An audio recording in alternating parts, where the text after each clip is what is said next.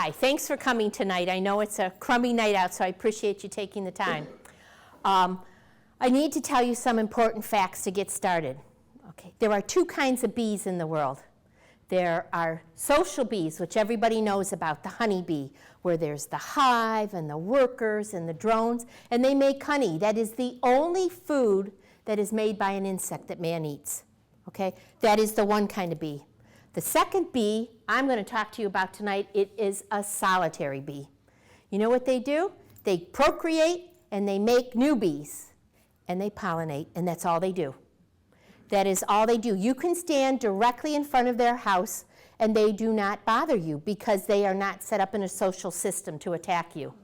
I've put the bees out and they've walked on my hands and they're very gentle. It is a proven fact that if you were to be stung by one by squeezing it or stepping on it, it's like a mosquito bite, and there is not enough venom to cause anaphylactic shock. So they're a very safe, gentle bee.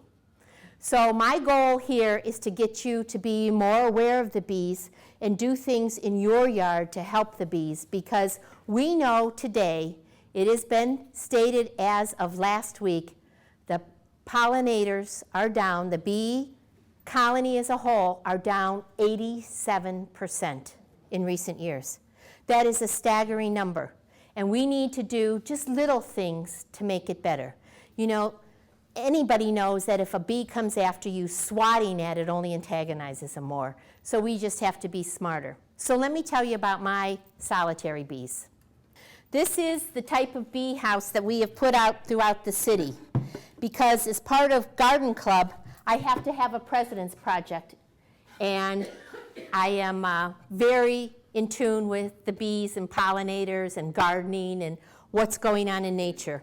I think it is all of everybody's goal should be to leave this world a better place than what we found it. And I'm going to do it through my bees. So this is a house that looks like a birdhouse without a front. And it's really kind of cool because Garden Clubs of Ohio and the National Garden Club went together with Crown Bee and set up this system to try to improve pollinators. So what we did is we worked with the city, and the city has bought 9 houses, Parks and Rec, and they are all throughout the city. You can see them in the Wildflower Garden at Miller Road Park. You can see them by the community garden, and it's to help the bees. What's unique about these bees is they only have one generation a year. A honeybee, every 6 weeks, they're making new bees and new generations, whereas the solitary bee has one generation a year. But what's really cool, this is the grid for the mason bee. One mason bee does the work of 100 honeybees. And the reason is a female honeybee, when she goes out to collect pollen, to make honey, she licks down her legs and bodies to attract that pollen to her. So she wants to take as much of it back as she can. And when a bee goes out, they see a little stand of flowers or a tree, and they hit that tree till they get everything that they can out of it.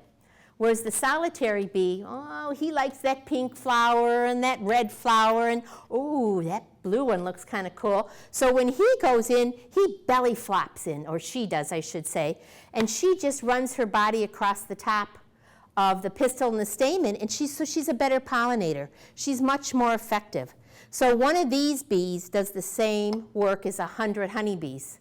So it's much nicer. They don't sting, which makes it easier, but they only go about 300 feet out.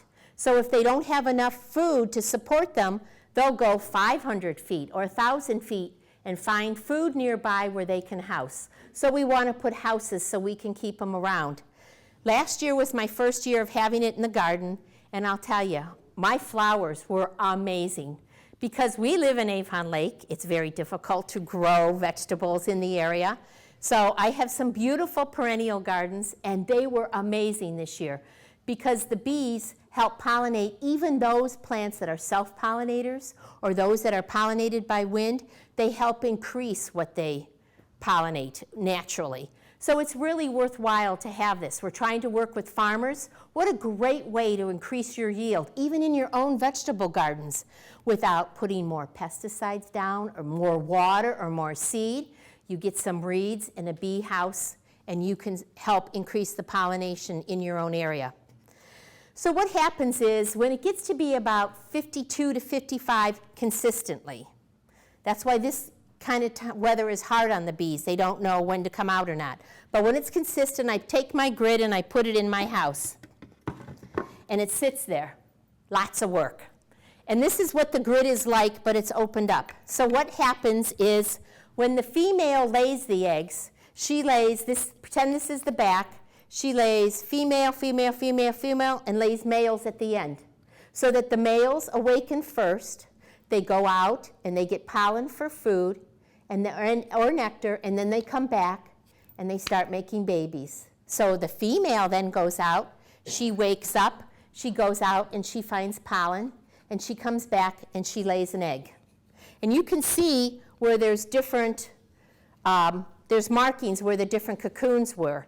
So she goes and she lays an egg, and she puts down some pollen and some nectar, and then because this is a mason bee, she gets mud and seals it off. And then she goes back and she makes another egg, and more pollen and nectar, and seals more mud. This way, mason, just like a mason, a bricklayer is a mason.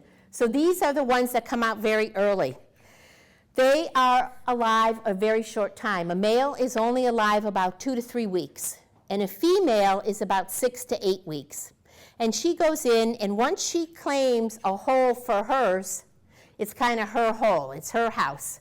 And she lays her eggs, and then at the end of her egg laying season, she dies, and the cocoons, well, the pupas are going through metamorphosis inside. So when it starts to get really warm, they remain in here, and they just are maturing. It's really a lot of work. So that's how easy it is for the mason bees. And then as the summer starts coming along, it becomes warmer. Oh, before I forget, these are the size of some of the mason bees. You can see how the pupa actually takes it and builds it around it so that when you open the grid, they're like little balls. And the male is smaller than the female, so you can tell if you have female bees or male bees. And it's planned according to what the female feels is necessary. So when it starts getting warmer, I take my big grid out, and then I put in the smaller grid. This is for the leafcutter bee. Now, most of you probably heard of the leafcutter ant, where they make a little cut in the side of a leaf. This is why they call this the leafcutter bee, because they do the same thing. You put it in the morning sun, you lay the cocoons from last year up there, and it starts to waken them up, and the males go out first. They get pollen and nectar, come back. The females become impregnated, and they start to go get pollen, and they lay an egg with pollen and nectar, and then they go out and they cut a piece of leaf. And this is what the leafcutter cocoons look like. The mason bee cocoon is a little bit stronger. At the end of the season, when we go and we clean them, we actually clean them in a light bleach water solution, so you make sure that there's no molds or insects that are bothering it, and you just store them in the refrigerator over the winter. These, I have 9 of these grids sitting in my garage in little bags in a box, and about April, we'll bring them out and separate them for the different houses so they can start making babies for the new year. So we know we need to help, and this is an alternative way, especially for those people who have a fear of bees and insects, people who are allergic. Although there's supposedly only 3% of the population is allergic to bees. So I think much more people are afraid of the fear of being stung. I don't think they're so allergic, it's more fear. So we need to let them know that there are options. These bees are native to the United States. Honeybees are not. Honeybees came over with the settlers. An important thing to know is there are 20,000 species of bees, and there are 500 species in Ohio, which I find amazing. I thought when I first started doing research, I'd get 8 or 10 maybe, the big bumblebee, the carpenter bee, the honeybee, and those annoying sweat bees.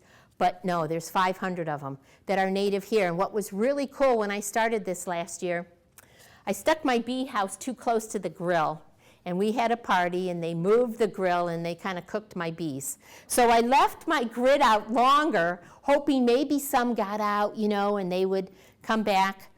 Well, a few days later, I go out there, and the leafcutter bees from my own yard had started filling up the house. They didn't wait for the ones to be delivered. So they're already out there in the yard. They just need your help to have houses and so they can grow. It is amazing what just a few little insects can do and how gentle they are. And they're an amazing insect, to say the least. Now, you can go and spend like $100 by going to Crown Bees and ordering a system like this. The best thing about this system, it takes about 2 hours of work a year, my kind of job, okay? Or, I mean, it makes it very simple. Or I have some flyers up here on how to make your own bee house. What a great idea. If you're a woodworker, I've seen where kids take flower pots or a piece of PVC pipe and they cut it and they'll actually purchase reeds.